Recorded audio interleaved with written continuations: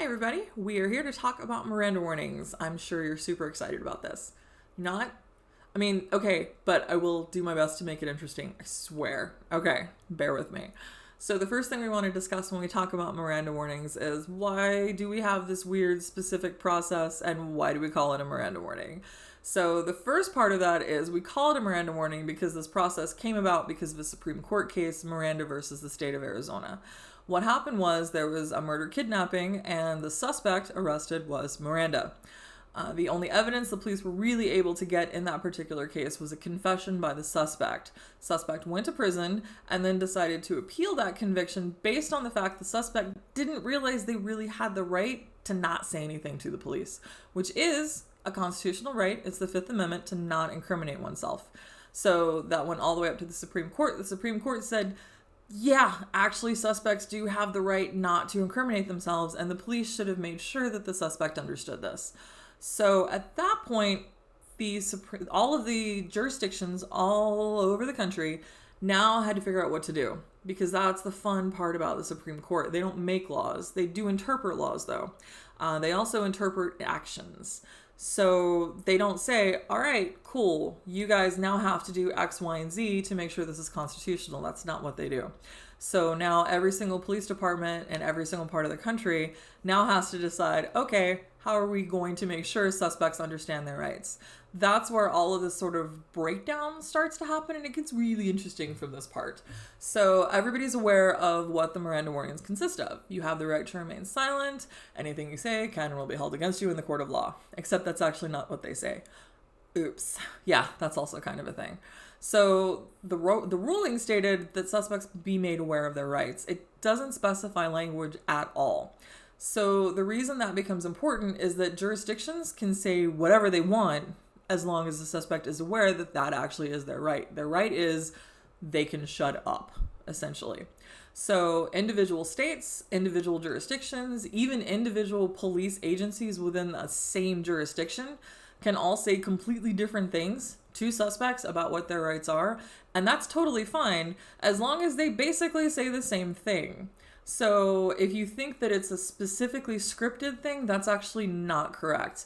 And the really interesting part about that is every cop drama, every TV show, every movie, all of them have the exact same wording, which I think is hysterical because it's very possible that there is no jurisdiction out there that uses that specific wording, which would be great. But there probably is at least one or two.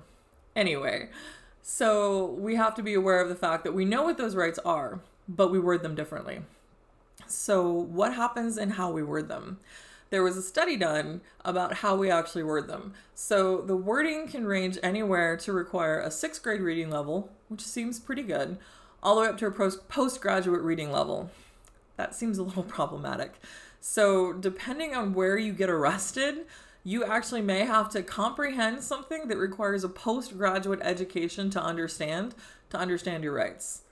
However, those hold up in court because, hey, we told him his rights. It's not our fault he was too stupid to understand them. That could be a little problematic, but we told him their rights. The other thing in how that happens is that police departments right now generally film the suspects being told their rights so they have proof. A lot of times they will also make suspects sign a piece of paper that says, nope, I know these are my rights. So they have proof that, no, we made sure the suspect understood their rights. However, that's also not legally required. So police departments don't have to do either of those things. They may do one, they may do the other, or they may do both. But just be aware that just because your particular police department may do one of those things, they're not actually legally required to do any of those things. It's just something police departments may choose to do in order to back up their information in court. Because as a rule, police officers don't like arresting somebody, getting a confession, and then finding out that, oh yeah, we're letting that guy go because you guys screwed that up. Yeah, they don't actually particularly care for that. So just be aware that Miranda warnings can actually vary greatly in how they're worded to suspects, and how they're presented can also vary greatly as well. So on top of that, we're going to go back to the cop drama and the cop TV thing. Pretty much everybody's used to seeing those warnings read just as soon as the handcuffs get slapped on somebody. Unfortunately, that's also entirely not at all accurate. Very rarely is somebody read their rights on the side of the road. That just generally doesn't happen. I'm not going to say never because there's always a situation where that is going to happen. But I am going to say like 99% of the time, that's generally not going to happen. Where it actually happens is after the Miranda Triggers, and that's what they're actually called. They're called Miranda Triggers. Two things must happen before the Miranda warning has to go into effect. The first thing that has to happen is the suspect has to be in custody.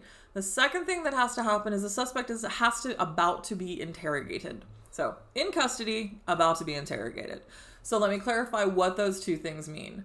So if the suspect has to be in custody, what that means is, for example, if a police officer is in a grocery store and happens to overhear two people discussing that they're going to rob the place, the police officer is fine with taking that as a confession, going ahead and arresting those people for about to rob the grocery store without waiting them to actually rob the grocery store. And I think we can all agree that's probably a good thing, right? Yeah, we actually want that to happen. They're not actually in custody. The police officer overheard that conversation. We're going to go ahead and take that as a confession. They were going to go ahead and do it. So information like that, situations like that, it's kind of important that we want to make sure that the police officer has the ability to act on certain pieces of information. And other bits of information, when can that be useful? Well, it can be useful for the police in other situations as well. So being in custody could be a different situation where it could be, let's say, in your home. So if a police officer knocks on your door and you have a suspended license and says, hey, we saw your car at this intersection and there was a car accident about a mile down the road 5 minutes later. Did you happen to see the car accident? And then at that point you say, oh no, I drove past it, but I didn't see a car accident. You just admitted to driving on a suspended license to a police officer and now he can arrest you. You did not trigger the Miranda warning because you were not in custody. So now you're going to jail and that's kind of the end of it. Sorry. So that's where in custody can be problematic. So you have to be in custody before they have to read you your rights. And if you do not get read your rights at that point, that's fine. The police will not be in trouble and your confession is still totally usable in court. So just be aware. You also have to be about to be interrogated. So even if you're in custody, they don't have to read you your rights if they're not going to interrogate you. This one comes fairly famously in the course of anyone who's being arrested for drunk driving. They're not going to interrogate you. The breathalyzer has already interrogated you and said all that it needs to say. They don't need to ask you questions. You blew .09 or whatever it was, and you're just going to jail now. No interrogation needed. So both of those things generally have to happen. And I did just use the word generally very specifically there because there's also something else called exigent circumstances. Exigent circumstances exist when something is going on that presents a danger to the general public. If that happens, the police are allowed to take you into custody and interrogate you without reading your rights because they need information and they need it fast to prevent a greater damage to the rest of the community or whatever else is going on around you. So, for example, if the police pull you over on the side of the road and they find a whole bunch of bomb-making gear in the back of your vehicle, but no bombs. At that point, I think it's pretty safe to say that that's exigent circumstances. They can go ahead, arrest you, put you into custody, and interrogate you on the side of the road to figure out where those bombs are without reading your rights. So there's always going to be those situations where we can just go ahead and ignore the Miranda warning. But also be aware that there's situations you're just not going to get your rights read to you and it's just not appropriate. So that's kind of the end of that one. So if anybody's wondering why I chose to do the Miranda warning for my first video, I just wanted to share this little bit of information. The very first semester I was a PhD student, I got forced, voluntold, one of those words, into teaching Introduction to Criminal Justice. So I was basically herding comatose cats at that point, 25 students per class.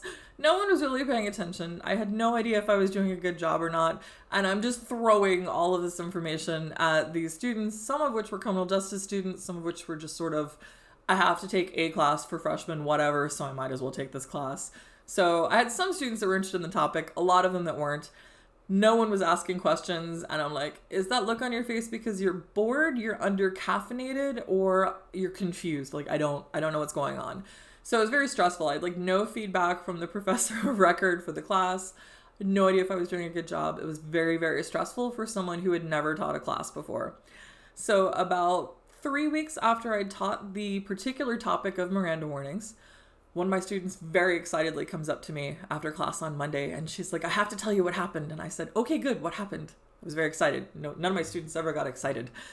And she's like, so one of my friends just got arrested Friday night for drunk driving. And I'm like, oh God, that's not good, but carry on. And she said, well, she got arrested, and then she was really mad when she got out. And she said, they didn't read me my rights, and that's not fair, and I'm going to sue them. And I said, you can't sue them because they don't have to read your rights, because there's 2 Miranda triggers, and that's one of them. So they don't need to read you your rights. And I was so proud of her. And I was kind of happy with me too, because that meant I taught her something correctly. Because really, that's what teaching's about, right? She learned something. She got the information. She was able to retain the information after everything was over. And then she was able to recall it and use it in a real life situation when it was necessary. So I actually felt like I had done my job correctly at that point. So I was kind of super excited about that. So if anybody was wondering why I chose to do that particular topic for this video, that would be why. So anyway, if you were interested in more information on the criminal justice system or just want to leave some comments, please feel free to do so. I would love to hear your ideas for future topics. Also, please like and subscribe. I can always use that for my brand new channel. I do have a Patreon as well. You can go ahead and jump over there. I've got the link in the description below. Otherwise, I hope you have a wonderful day today.